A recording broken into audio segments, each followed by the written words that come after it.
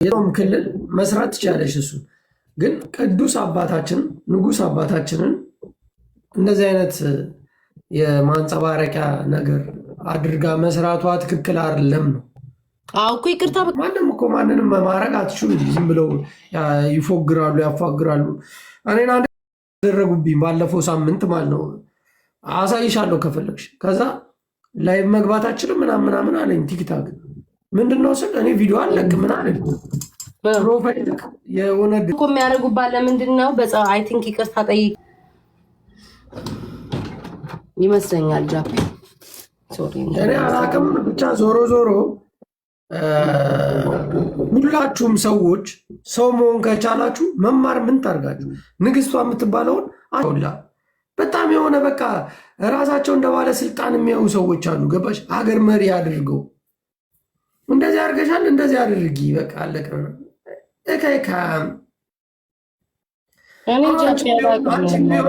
መጥተው ደፍረው እንደዛ አይሉሽም። እስኪ አሁን ይቅርታ ጠይቂ ምናምን ቢሉሽ ምንም ባላረግሽ መጀመሪያ እኔም ከአፌ ከአንደበቴ ለሚወጣ ሶሪ ጋይስ ሽጄና ከአንደበቴ ለሚወጣ ነገር መጀመሪያ ከአንደበቴ የሆነ ነገር ሲወጣ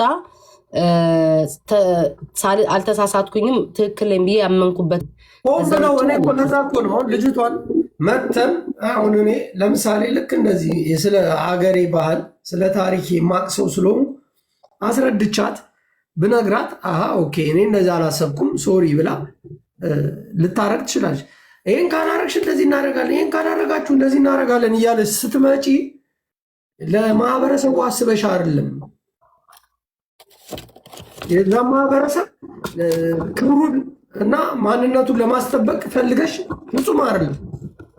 እንዳለ ደግሞ እንደዚህ የሚሉት ሰዎች ስለዛ ማህበረሰብ የሚያውቁ አይደሉም። እኔ የኖርኩበት አብሬ እዛው ቁጭ ብዬ የበላሁት የጠጣሁት ማህበረሰብ ነው። ምን እንደሚያደርግሽ እኔ አውቀዋለሁ። የሆነ ነገር እንዲህ በአካል ብትነግሪው፣ ግን እዚህ ሚዲያ ላይ ስለለፈለፍሽ ስለወራሽ አይደለም። አሁን ልጅቷ ስላልገባ ሊሆን ይችላል። እኔ ለሁሉም ሰዎች እያስረዳው ነው ጉዳዩን። ላሊበላ ንጉሥ ካህንና ቅዱስ ነው። በስሙ የሚጠራ ለማኝ የለም። በቃ ያ ነገር ስህተት ነው። ጎሳዬም ያ ነገር ተነግሮት ገብቶት ሚዲያ ላይ ወጥቶ ይቅርታ ጠይቋል። የዛሬ 10 ዓመት ኦኬ 10 ዓመት ነው ዘፈኑ። እዚሁ አዲስ መስሎኝ ነበር። ኖ የቆየ ነው። እና እችም ልጅ መታ ምናልባት ለመልካም ነገር አስበው ሊሆን ይችላል። ግን ሰዎች ከተከፉብሽ ደግሞ ችግሩ ምንድን ነው ብሎ ብትጠይቅ እኔ መጥቻው እንደኔ አይነት የሚያውቅ ሰው ሊያስረዳት ይችላል። እነዚህ አልሽ ስላልሽ ምንድን ነው ላሊበላ ምንድን ነው ብለሽ ብትጠይቃቸው አያውቁትም። እኔ ብቻ አሁን እያስረዳው ያለሁት ለህዝቡ ስለ ቅዱስ ላሊበላ፣ ስለ ካህን ላሊበላ፣ ስለ ንጉሥ ላሊበላ፣ ስለ ናኩተ ለአብ ስላለው ስለ አካባቢው ጠቅላላ እኔ ስለማቅ በአካልም ሄጄ ስላየው ላስረዳሽ እችላለሁ። ዝም ብለው ግን አውቀው ሆን ብለው ያቦጨራርቁትና የበለጠ ሰውን እልህ ውስጥ ይከታሉ። ይሄ ነገር ይቁም ነው የምለው። እና ቤታ ዛሬ ደግሞ ምንድን ነው ስታይልሽ? ቻይና መሰል ግማሽ ይመችሽ፣ ፈታ በሉ። በጣም ያሳቀኝ አንድ ቪዲዮ አይቼ ሆኑ 2 ሴቶች ከታች ቁጭ ብለዋል። ምንድነው ግመልሽ ሞታ ጥንቸልሽ ሞታ። ከዛ ሳቃችሁ ነገም በእናንተ ይደርሳል። ጃፒ እኮ አንዱ ሳይጨርስ አንዱ ላይ ነው የሚሄደው። ነገር ያመጣብኝ አሁን ተቀርጻ ነገር ነው የሚመጣብኝ። ቻው በል ፈታ በሉ በቃ። እሺ ጃፒ ሞቆኝ ነው እኮ ጋይስ፣ ሞቆኝ። ወዴ ልቀመጥ ሞቀኝ፣ እናንተ ሞቀኝ። እግዚኦ መሐረነ ክርስቶስ። የቤት ብጫወት ይሻለኛል ጋይስ። ጌም እንጫወት፣ ሰላማዊ ነገር ሰው ጠርተን ጌም እንጫወት። ሙቀቱ ራሱ ምን አልሽኝ? ጠርታ ምንም አታመጡም አለች። ዋት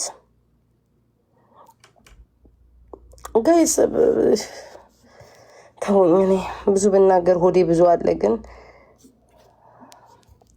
አያስፈልግም ጋይስ። ምንም ክፉ ደግ ማለት አያስፈልግም። ስሙኝ ማን አለ ላይቭ ላይ ማን አለ? አረ ዛሬ ምንድነው ሙቀቱ ጋይስ? እኔ ብቻ አረ የት ሀገር ነው ያላችሁት? እስኪ ጻፉልኝ ጋይስ፣ የት ሀገር ነው ያላችሁትኝ? ኦ ማይ ጋድ ኤሲውን ከፍቼው ሰዓቱን ኮኮ ውስጥ የሰዓት ወይ ደግሞ ፀሐይ ላይ ስለሆንኩ ይሆን ተቃጠልኩ ጋይስ፣ ተቃጠልኩ። የት ሀገር ናችሁ? አይሞቃችሁም? ወይኔ እናቴ ጋይስ አደከመኝ፣ ልቤን አደከመኝ። ማን አለ? እሺ ቆይ ስም ይታየኛል፣ ፍራይዴዎች ይታየኛል፣ አሞራው ይታየኛል፣ ሙባረክ ይታየኛል፣ ሜላና ትታየኛለች። ዛሬ ናውም እናንተ ጆን ዳንኤል ማርያምን ናፈቀኝ። እናንተ እግዚአብሔርን የእውነት ናፈቀኝ። እኔ እኮ አይናፍቁኝም እኮ ጌመሮች እኮ ለልመና ሲሆን ነው የምናነጥፈው። ናፈቀኝ። ሶሪ በጌ ይመጣል ነገ ማርያምን ጋይስ ናፈቀኝ። ይሄው በቁም ነገር ይሄ የምንጫጫው አራት ተሰብስበን ብንበጣበጠው ሰላም ሲሆን እንኳን አልወድም። የሳመን ኦኬ ማን ነው ላይቭ ላይ ያለው? አረ ነገሩ ሰሞኑ ሙቀቱ እግዚአብሔርን ኤሲውን ከፍጭ እንደሳት ያ ቀጭኑ ወገቤ በጣም ሰው የሚቀናበት ቀጭኑ ወገቤ ድፍረትሽ ተይኝ በእናትሽ እናንተ ጋር እግዚአብሔርን ተቃጥዬ መሞቴ ነው። ጌም ከማልጫው ወሬ በወሬ እናንተ ይዛችሁን ጌም እንዴ ምን አገባኝ ታዲያ? ወዴ ታረቋ እኔ ተጣሉ ብያቸዋለሁ እንዴ ታዲያ? እኔ አላጣለዋቸው ምን አገባኝ? ማናቸው ምንድናቸው አይታወቁ። ትልቅ ፌመስ የጠራሽ ነው የሚመስለው። ትልቅ ፌመስ ጠርተሽ ተጣሉ ምናምን የምትዩ ነው የሚታወቁ በህዝብ ዘንድ። እኔ ምን አገባኝ ታዲያ? ጉድ እኮ ቤታ ቀይ ጥፍር እግሬን ቀይ ጥፍር ቀለም መቀባት አልወድም። ቀይ ጥፍር ቀለም ቀይ ተቀብቼ ጋይስ ይሁት ወይኔ ጌታው አባቴ ሆይ ጋይስ ጥፍር እግራችሁ ምንድን ነው የምትቀቡትኝ? ቀይ ጸይም ስለሆንኩኝ ቀይ ያምራል ይሉኛል፣ ግን የሆነ እንትን አስመሰለኝ። ይሁትኝ መቤቴን ይሁት ጣቴ ጥንልጥላት እኮ አንዱ ዶክተር ምን አለ ያለፍኩ ቲክቶክን ጤነኛ መሆናችሁ የምታውቁት እግራችሁ ላይ ጸጉር ሲወጣ ነው አለ። እግራችሁ ላይ ጸጉር ያለባችሁ ሰዎች ከእግራችሁ ጥፍር ላይ ጸጉር እዚህ ጋር ካለባችሁ ጤነኛ ናችሁ። ሶኔ ጤነኛ ነኝ ማለት ነው። የእግሬን ጸጉር አይታችሁታል ጋይስ? የእግሬን ጸጉር አይታችሁታል? ኪዳነ ምሕረትን ሪከርድ ታረጉኛላችሁና እቺ እግሯን ማሽላጭ ትሉኛላችሁ ብዬ እንጂ አሳያችሁ ነበር። ረጅም ናቸው። በየሳምንቱ ነው ማነሳው።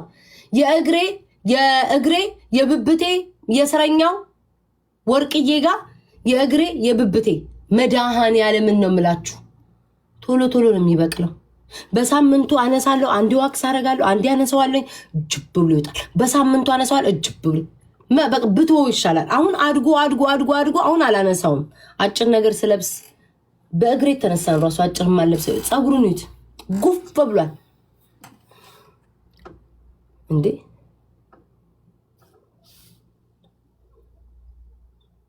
ላቭ ፕሮፋይል ሼም ምንድን ያለው ማሪ? ወይኔ እኔ ማላሳይ ቂጣችን ሲጠቁር ይኸው ጥቁር ነው ብለን ማሳየት አሁን እኮ አልቻልንም እኮ ተሳቀልን ሞት እኮ ነው። የእጄም ባይሆን ይሁት የእጅ ጸጉር አለኝ። የእጄ ብዙ ነው ድፍት ያለ። ኧረ አላሳይም የእግሬ ውዴ። የእግሮቼ ጣቶች ራሱ ሲያምሩ እንኳን እነሱንም አላሳየው እንኳን የእግሬን ጸጉር። ጌም ከማን ጋር ዝም ብላችሁ ስጡኝ ጋይስ። ጌም ከማን ጋር ልጫወት?